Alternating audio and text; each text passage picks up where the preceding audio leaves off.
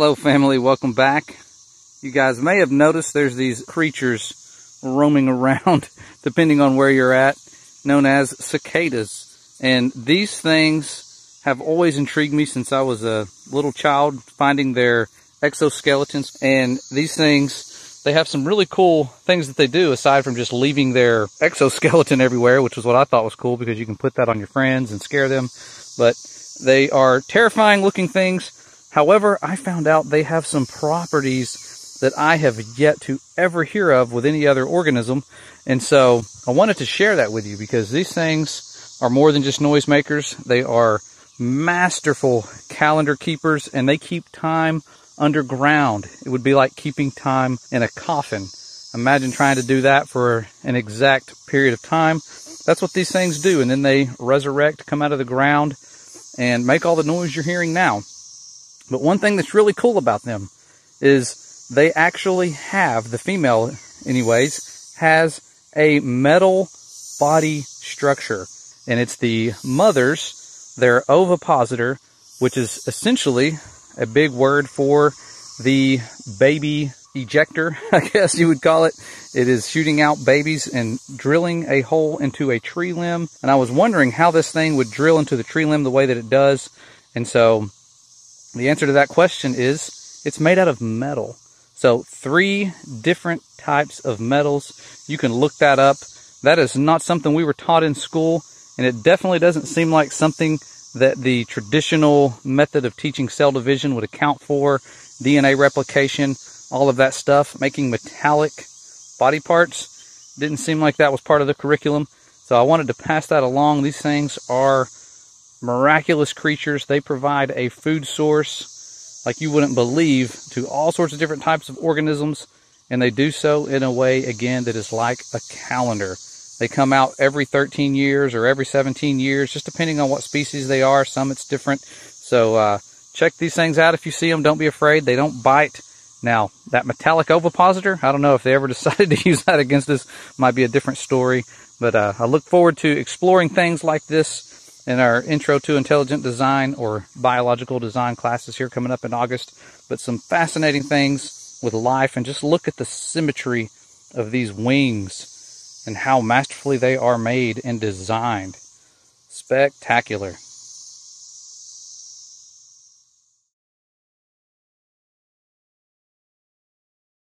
I wanted to share the aftermath of the cicada apocalypse that we experienced when we were looking at the unique properties of these creatures.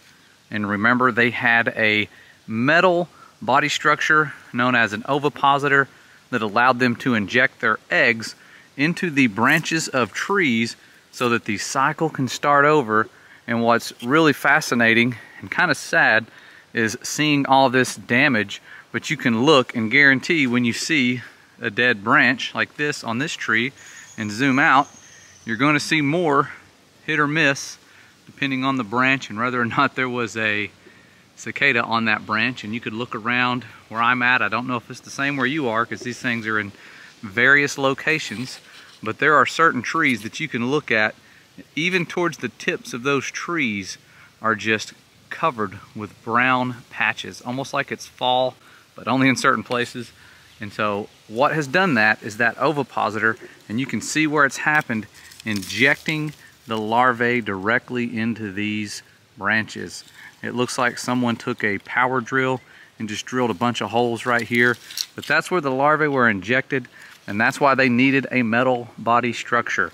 And what's fascinating about that, and what blows my mind, is that in science, when we learn about DNA and how it goes through these processes of transcription and translation to eventually make proteins, we don't talk about how that could produce metal, because in the current models it doesn't.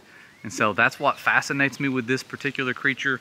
I'm looking forward to doing more research into how this stuff works, because again, like we're going to say many times, intelligent design is beyond current comprehension, and it will always be beyond our worldly comprehension until we unite for the last time with the Father and His beloved Son in their kingdom. But this is really cool to walk around and just see the aftermath, because these things were everywhere. They even took out some branches on our blueberry bush that's been growing here for a few years.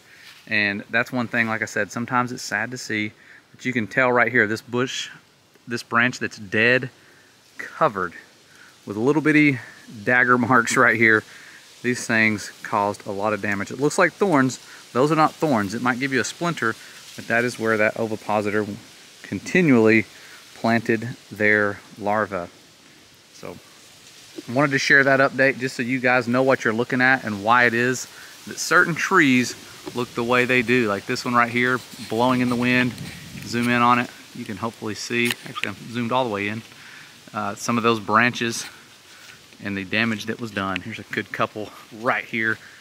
Let's go see if we're right about the damage being done. Here's a dead one. Lift up the green leaves and let's see it. There it is on the bottom side right there. You can see the damage. So yeah, you can almost guarantee it. This time of year, seeing brown leaves, unless the tree has some disease. Probably the cicadas that got to it.